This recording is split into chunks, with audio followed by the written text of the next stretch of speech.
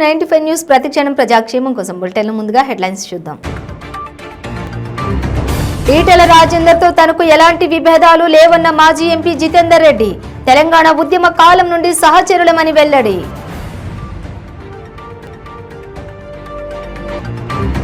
కుటుంబ సభ్యులతో కలిసి తిరుమల శ్రీవారిని దర్శించుకున్న సినీ హీరో ధనుష్ చూసేందుకు ఎగబడ్డ అభిమానులు.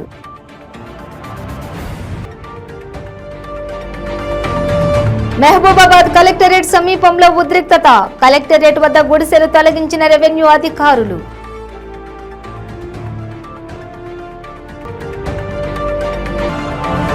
చౌటుపల్ మండలం దండుమల్కాపురంలో ఆంజనేయ స్వామి విగ్రహం ధ్వంసం, నిందితులపై కఠిన చర్యలు తీసుకోవాలని గ్రామస్తుల డిమాండ్. డీటెయిల్స్ చూస్తే మాజీ మంత్రి ఈటెల రాజేందర్తో తనకు ఎలాంటి విభేదాలు లేవని మాజీ ఎంపీ జితేందర్ రెడ్డి చెప్పారు. మాజీ మంత్రులు ఈటెల రాజేందర్ మాజీ ఎంపీ జితేందర్ రెడ్డితో సమావేశమయ్యారు. ఈటెల రాజేందర్ తాను తెలంగాణ ఉద్యమ కాలం నుండి సహచరులమని ఆయన గుర్తు చేసుకున్నారు. పార్లమెంటులో తాను బీఆర్ఎస్ ఫ్లోర్ లీడర్గా ఉన్న సమయంలో ఆర్థిక మంత్రిగా ఉన్న రాజేందర్ న్యూఢిల్లీకి వస్తే తన ఫ్లాట్లోనే ఉండేవారని ఆయన మీడియాకు తెలిపారు. ఈటెల రాజేందర్తో తనకు విభేదాలు ఎందుకు ఉంటాయని ఆయన మీడియాను ప్రశ్నించారు. తనది పాలమూరని, ఈటెల రాజేందర్ది హుజూరాబాద్ అని ఆయన చెప్పారు. హుజూరాబాద్ ఉప ఎన్నికలకు తాను ఇన్ఛార్జిగా ఉండి ఈటెల రాజేందర్ను గెలిపించిన విషయాన్ని జితేందర్ రెడ్డి ప్రస్తావించారు. అంతా కలిసి పనిచేసే సాంప్రదాయం బీజేపీలో ఉందన్నారు. పార్టీని బలోపేతం చేసేందుకు రాష్ట్ర నేతలకు ఎవరికి పదవులు వచ్చినా మంచిదేనని జితేందర్ రెడ్డి చెప్పారు. తన ట్వీట్ను ఎలా అర్థం చేసుకుంటారో అర్థం చేసుకోవాలన్నారు.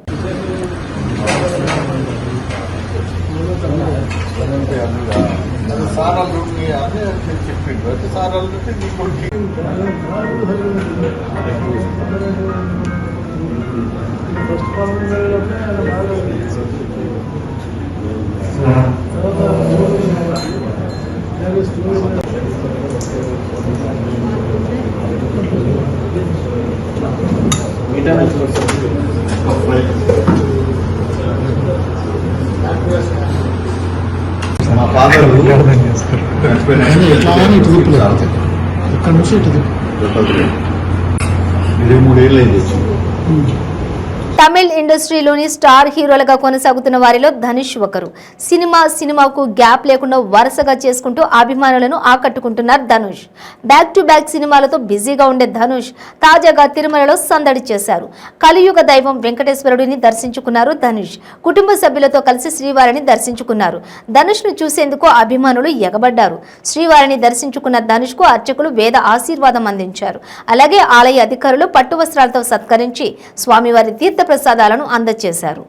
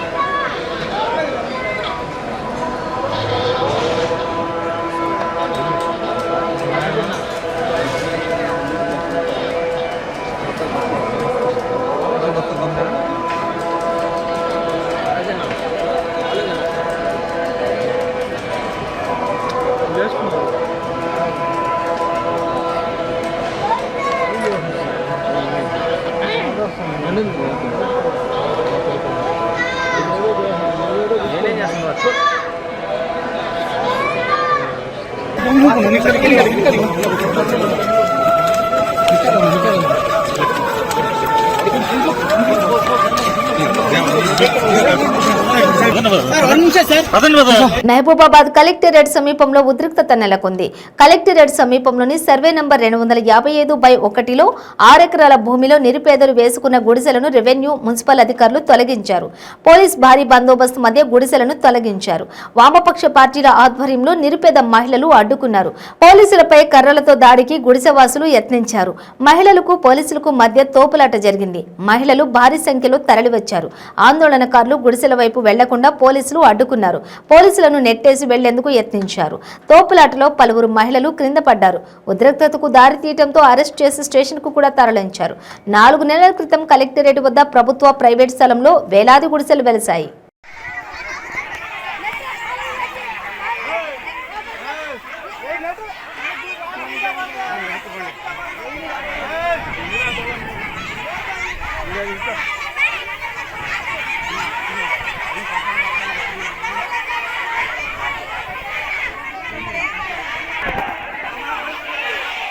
కొట్టుకుంటారు పోలీసు వాళ్ళు.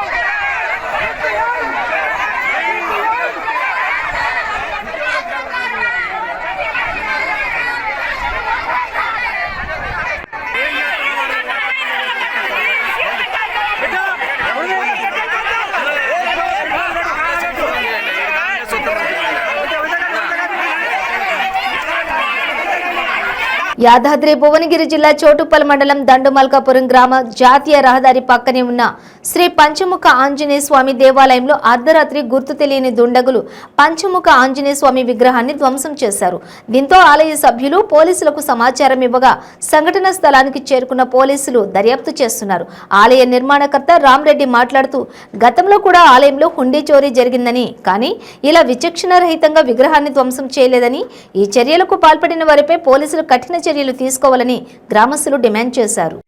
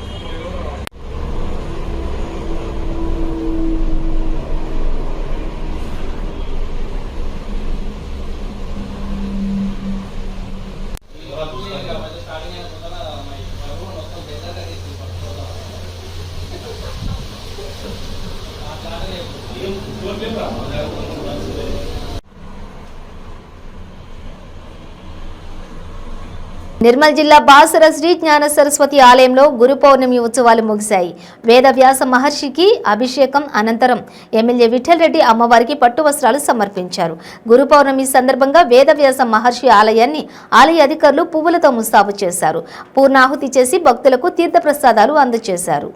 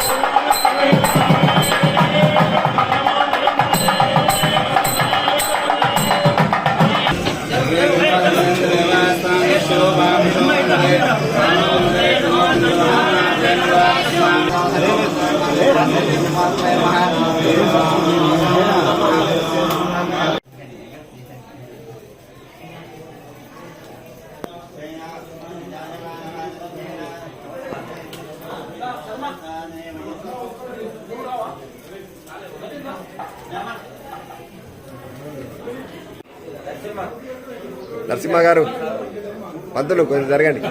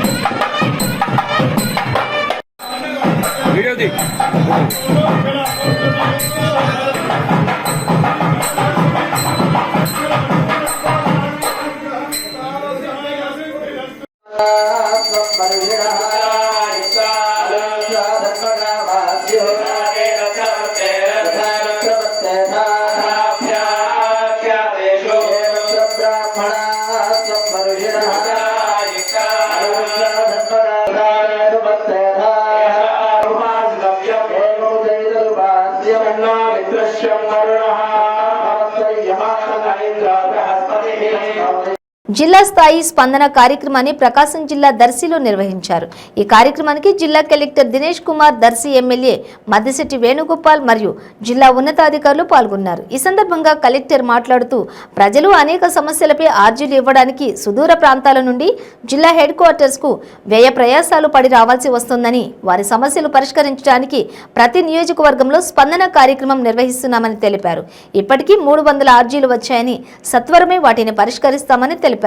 మద్దిశెట్టి వేణుగోపాల్ మాట్లాడుతూ ప్రజలు ఇలాంటి అవకాశాలు ఉపయోగించుకోవాలని తెలిపారు.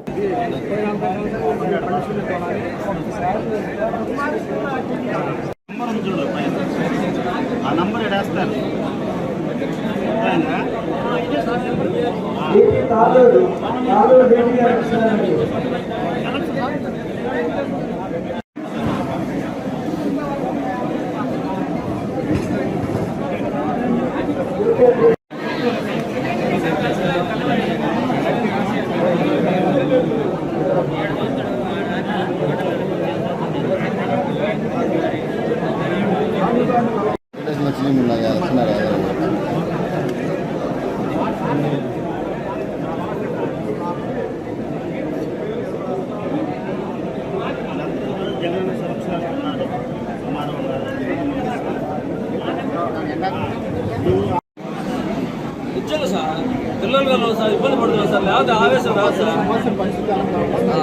మీ సలహాలు ఉండేది ఎందుకు సార్ అంటే అడతారు, ఆయన మంచోడే ఒకప్పుడు.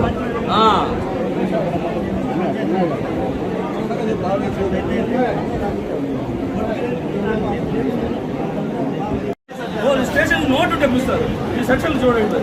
కలెక్టర్ గారు, ఈ కలెక్టర్ గారే సెక్షన్లు పెట్టింది.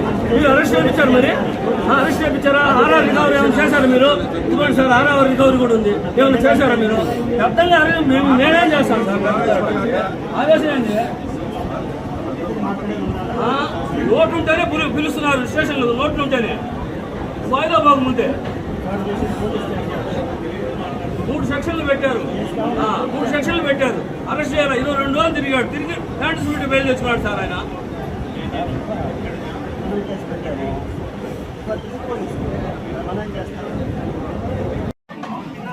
మీరు మనం పిలిపించారా? నేను డబ్బులు వేస్తుంటే రాజపల్లి వెంకటేశ్వర గుర్తుంటా మీకు? సార్ రాజపల్లి వెంకటేశ్వర 4 లక్షలు డబ్బులు వేసింది సార్ పిలిపించాడు. అరెస్ట్ చేస్తానంటే కనపడకుండా వెళ్ళిపోయాను సార్. జీవితాలు నాశనం అయిపోతుంది సార్. 2021లో బిల్లు వచ్చింది సార్, 2018లో వర్క్ చేశాం సార్. ఏం చేయాలి సార్ చెప్పండి సార్.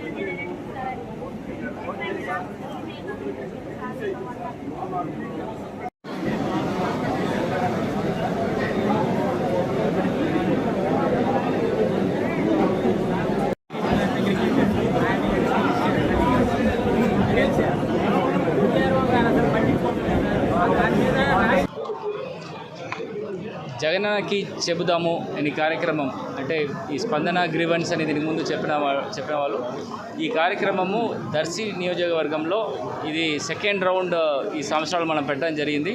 దీనికి గౌరవనీయులు స్థానిక ఎమ్మెల్యే గారు శ్రీ వేణుగోపాల్ గారు అండ్ స్థానికలో ఉంటున్న ప్రజాప్రతినిధులు అండ్ గ్రీవెన్స్ తీసుకొని వచ్చిన ఈ కాన్స్టిట్యున్సీ లెవెల్లో ఉన్న 5 మండలు మాత్రం కాకుండా దాదాపు 2 కోట్ల ఎంపీ నిధులతో వాటర్ ట్యాంకులు ఇచ్చే కార్యక్రమాన్ని ఎంపీ కేశినేని నాని ప్రారంభించారు. కృష్ణి నది పక్కనే ఉన్న విజయవాడ పార్లమెంటు నియోజకవర్గంలో నీటి ఎద్దడి ఏర్పడిందని, కిడ్నీ బాధితుల కోసం ప్లాంట్ నిర్మించి 2 కోట్ల రూపాయలు ఇప్పటి వరకు ఖర్చు చేశానని పేర్కొన్నారు. రాజకీయాలు మాట్లాడడానికి ఇది సందర్భం కాదని, మీట్ ది ప్రెస్ కార్యక్రమం ఏర్పాటు చేస్తే అన్ని విషయాలు మాట్లాడతా అని, రాజకీయాలకు సంబంధించిన అంశాలతో పాటు ఇతర విషయాలపై కూడా ఖచ్చితంగా మాట్లాడతానని కేశినేని నాని స్పష్టం చేశారు. పార్టీలకు అతీతంగా వాటర్ ట్యాంకులు ఎంపీ కేశినేని నాని ఇస్తున్నారని, గతంలో టాటా ట్రస్ట్ ద్వారా అనేక సేవా కార్యక్రమాలు చేపట్టారని, జగ్గయ్యపేట నియోజకవర్గంలో ఇన్ని వాటర్ ట్యాంకులు ఇవ్వడం చాలా సంతోషంగా ఉందని జగ్గయ్యపేట ఎమ్మెల్యే శ్రీరామ్ తాతయ్య తెలియజేశారు. అందరికీ నమస్కారం. ముఖ్యంగా మీడియా మిత్రులందరికీ ధన్యవాదాలు, కృతజ్ఞతలు. ఎందుకంటే గత ఈ విజయవాడ పార్లమెంట్లో 5 లక్షల మంది ప్రజలు కృష్ణానది పక్కన ఉన్నా కూడా వారి దాహార్తి తీర్చడం ఒక్కోసారి వేసవకాలంలో చాలా ఇబ్బంది పడుతున్నటువంటి పరిస్థితి. ముఖ్యంగా గ్రామాల్లో ఫంక్షన్లు ఉన్నప్పుడు లేకపోతే నా కార్యక్రమాలు ఉన్నప్పుడు నీరు అందక చాలా ఇబ్బంది పడే పరిస్థితి గమనించి, మరి గ్రామాల నుంచి వచ్చిన ఫీడ్బ్యాక్ని బట్టి ప్రతి వ్యక్తికి దాహం తీర్చాలి అనే ఒక కార్యక్రమం, బృహత్కరమైనటువంటి కార్యక్రమం తీసుకోవడం జరిగింది. అన్న నందమూరి తారక రామారావు గారు చెప్పినట్లు, అట్లాగే చంద్రబాబు నాయుడు గారు ఫాలో అయినట్లు ప్రతి వ్యక్తి కూడా ఒకసారి ఎన్నికైన తర్వాత ప్రజాస్వామ్యంలో ప్రతి వ్యక్తి ఇంపార్టెంటే, అట్లా ప్రతి వ్యక్తి అవసరం కూడా ఇంపార్టెంటే. దాంట్లో భాగంగానే వాళ్ళ మీకు లాస్ట్ టైం 2 టైమ్స్ కూడా చెప్పాను, మళ్ళీ రిపిటేషన్ లేకుండా ఉంటుంది. కానీ దాదాపు 13 కోట్లు ఎంపీ నిధులతో దేశంలో ఎక్కడా లేనట్లు ప్రతి వ్యక్తి దాహార్తి తీర్చేందుకు ఈ బృహత్కార కార్యక్రమం తీసుకున్నాం. దాంట్లో భాగంగా ఆటోనగర్లో 80,000 మంది పనిచేస్తారు. ఇప్పటికి కూడా అక్కడ ఓవర్ హెడ్ ట్యాంక్ లేదు. ఆటోనగర్ ఐలా అసోసియేషన్ కోరిక మేరకు అక్కడ 1,96,00,000 ఇచ్చాం. అది దాదాపు ఇంకా 2-3 నెలల్లో పూర్తవుతుంది. చాలా భారీ వాటర్ ట్యాంక్ అది, దాదాపు 80,000-90,000 లీటర్ల వాటర్ ట్యాంక్ అది ఆటోనగర్లో. సో అది పూర్తవుతుంది. దానికి 1,96,00,000 ఇచ్చాం. అట్లాగే చాలా గ్రామాల్లో పార్టీలకు అతీతంగా ఎవరు అడిగినా కూడా ఓవర్ హెడ్ ట్యాంకులు ఇచ్చాం, మంచినీటి ఓవర్ హెడ్ ట్యాంకులు. అట్లాగే ఇప్పుడు దాదాపు 300 గ్రామాల పైన నీటి ట్యాంకర్లు, మంచినీటి ట్యాంకర్లు సరఫరా ఇస్తున్నాం. అన్నీ కూడా ఎంపీ నిధుల నుంచి ఇస్తున్నాం. సో ప్రతి వ్యక్తి బాగుండాలి, ప్రతి కుటుంబం బాగుండాలి అనే అన్నగారి నినాదం తీసుకుని వాళ్ళ విజయవాడ పార్లమెంట్లో పనిచేయడం జరుగుతూ ఉంది. దానికి పార్టీలకు అతీతంగా, అట్లాగే వర్గాలకి, మతాలకి, కులాలకు అతీతంగా ఏదైతే ప్రజలకి ఉపయోగపడుతుందో ఆ కార్యక్రమాలు తీసుకుంటున్నాం. ముఖ్యంగా నిన్న కూడా ఏకొండూరు మండలంలో 95 లక్షలు పెట్టి అన్నగారు స్థాపించినటువంటి గురుకుల పాఠశాలలో, నందమూరి తారక రామారావు స్థాపించారు గురుకుల పాఠశాల. దాంట్లో పిల్లలందరూ కూడా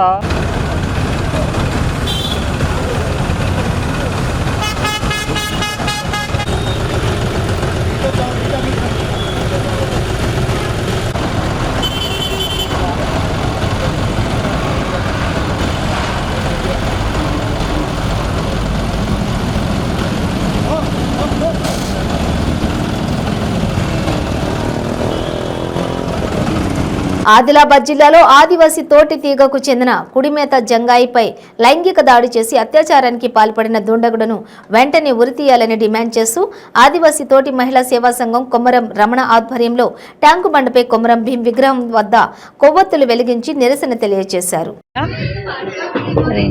ఆమెని ముగ్గురు హత్య చేశారు కాబట్టి వాళ్ళకు తగిన శిక్ష పడాలి.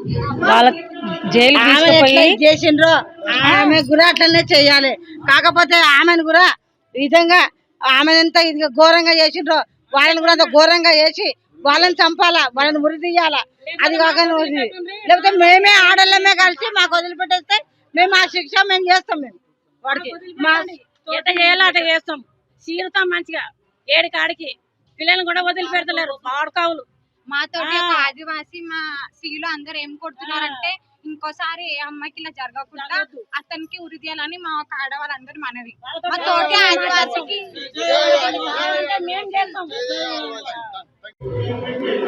ఈరోజు మా తోటి కులస్తురాలైన కొడుమెత్త జంగుబాయి ఆదిలాబాద్ జిల్లా దన్నుర బి గ్రామం లోపల గిరిజన నేతరులు ముగ్గురు కలిసి ఆమెను అత్యాచారం బస్టాండ్లో ఆమె భిక్షాటన చేసుకుంటుంటే రాత్రిపూట తాగిన మత్తులో ఆ అమ్మాయిని తీసుకుపోయి చంపేసి రేప్ చేసి చంపేసి గొంతుకు బిసికి బాయిలో పడేసినారు.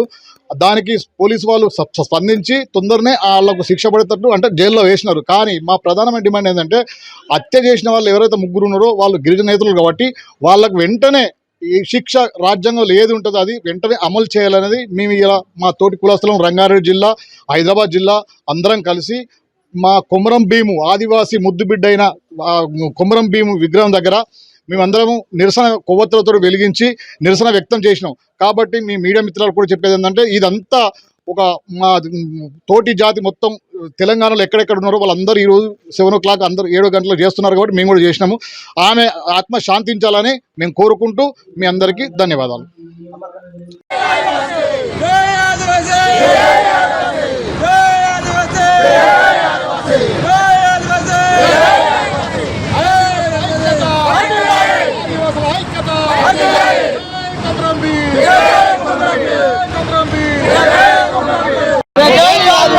ఆదివాసుల ఐక్యత వర్ధిల్లాలి ఆదివాసుల ఐక్యత వర్ధిల్లాలి కుటుంబత జంగుబాయ్ అమర్ రహే కుటుంబత జంగుబాయ్ అమర్ రహే కుటుంబత జంగుబాయ్ అమర్ రహే జై ఆదివాసి జై ఆదివాసి జై ఆదివాసి జై ఆదివాసి జై ఆదివాసి జై ఆదివాసి జై ఆదివాసి జై ఆదివాసుల ఐక్యత వర్ధిల్లాలి ఆదివాసుల ఐక్యత వర్ధిల్లాలి ఆదివాసుల ఐక్యత వర్ధిల్లాలి జై ఆదివాసి జై ఆదివాసి.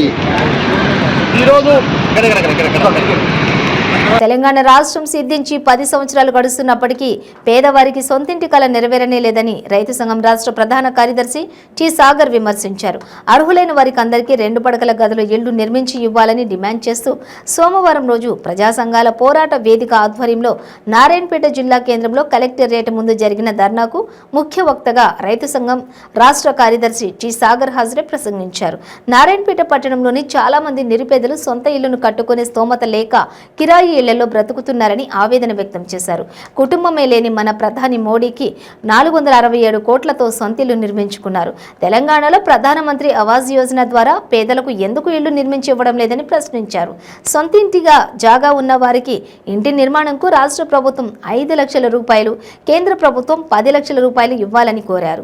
ప్రజా సంఘాల పోరాట వేదిక ఆధ్వర్యంలో ఇళ్ల స్థలాలు డబుల్ బెడ్రూమ్ల ఇళ్ల సాధనకై రాష్ట్ర వ్యాప్తంగా జిల్లా కలెక్టర్ కార్యాలయాల ముందు మహాధర్నాల కార్యక్రమానికి పిలుపుకోవడం జరిగింది. అందులో భాగంగానే నారాయణపేట జిల్లా కలెక్టర్ కార్యాలయం దగ్గర మహాధర్నా కార్యక్రమం జరిగింది.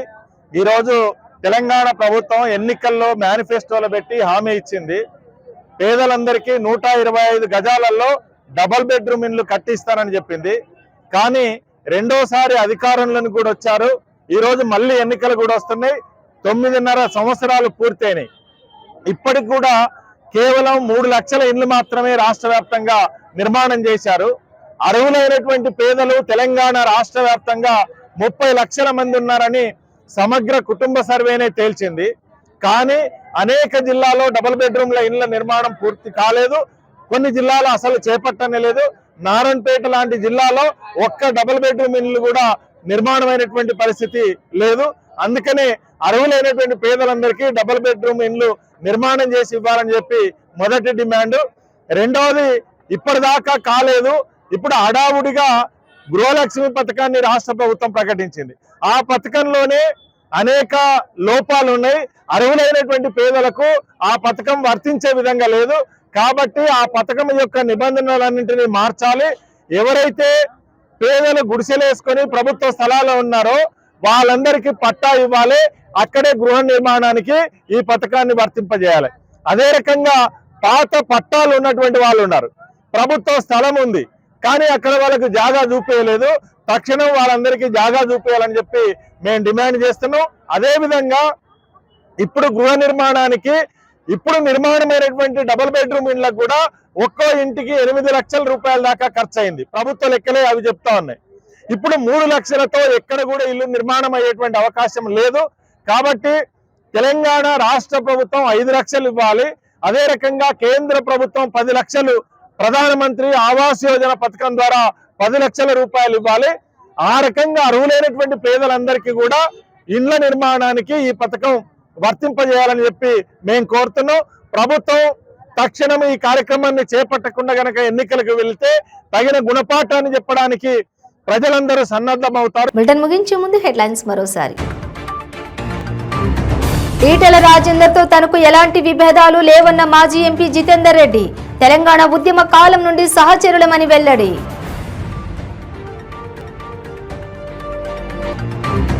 కుటుంబ సభ్యులతో కలిసి తిరుమల శ్రీవారిని దర్శించుకున్న సినీ హీరో ధనుష్. చూసేందుకు ఎగబడ్డ అభిమానులు.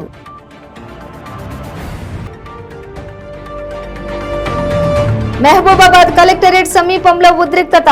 కలెక్టరేట్ వద్ద గుడిసెలు తొలగించిన రెవెన్యూ అధికారులు.